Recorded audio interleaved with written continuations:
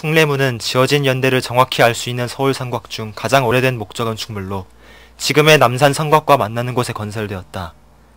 한양 정북향의 북한산, 경복궁과 일직선상에 이 숭례문이 자리 잡게 된 것이다. 600년 전 숭례문이 건립된 때는 고려사회의 모순을 극복하고 이상적 왕도 국가를 꿈꾸는 신흥사대부의 정신이 생생하게 살아있는 시기였다.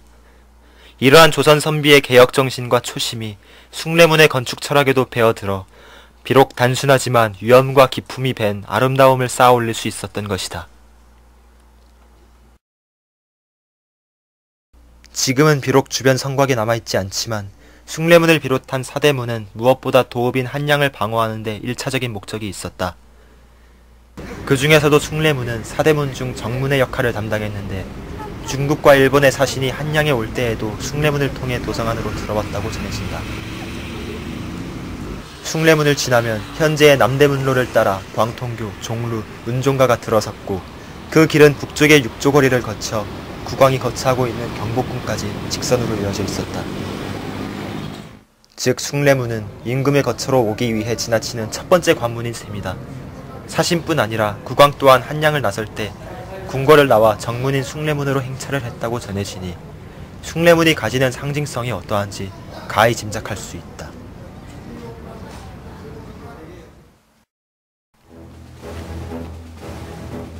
그렇다고 숭례문이 정문으로서의 찬란한 역사만 지니고 있는 것은 아니었다.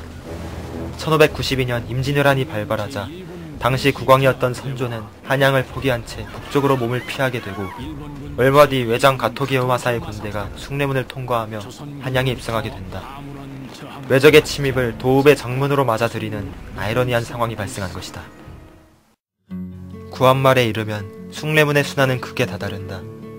당시 숭례문은 인근 객주들의 광고판이 문 곳곳에 붙어 몸살을 겪었다고 한다.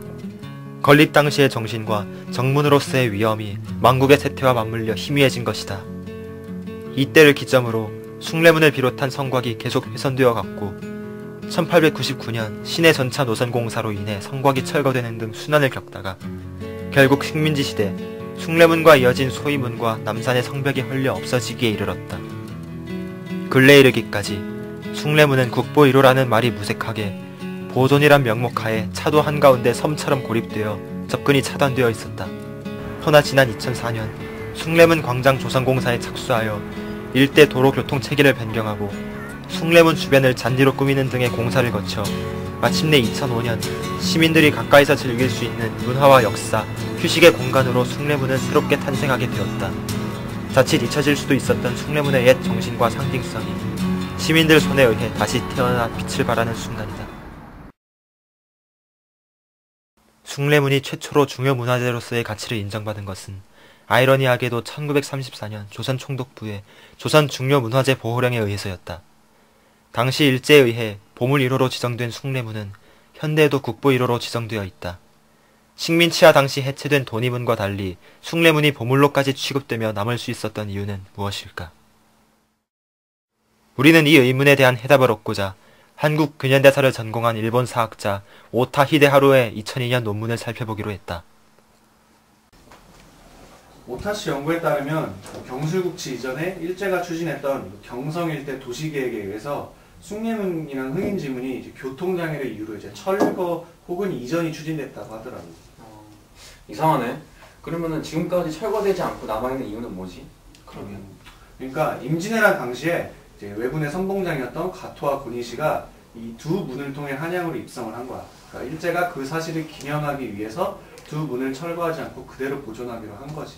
반면에 이제 돈이문 같은 성곽은 이제 일제가 이제 관련된 역사성을 찾지 못하자 그대로 철거되는 비윤을 맞게 된 거야. 나쁜 놈들이네.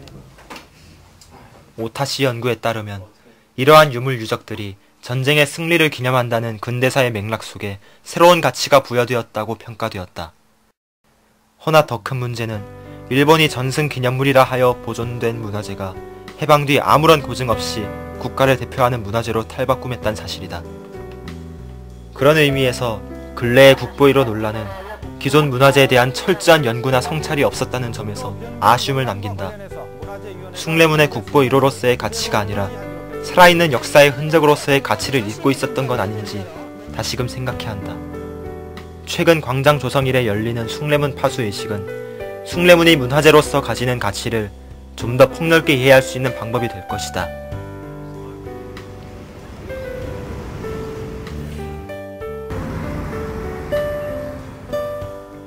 오는 2007년 하반기부터 숭례문의 성벽 복원 공사가 이루어진다고 한다.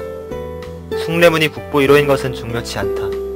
중요한 것은 숭례문이 500년 조선왕조 역사로 들어서는 첫 관문이자 건국의 정신이 깃든 거대한 기념비요, 지금도 우리의 곁에 살아 숨쉬고 있는 역사 그 자체란 사실을 잊지 말아야 한다는 것이다.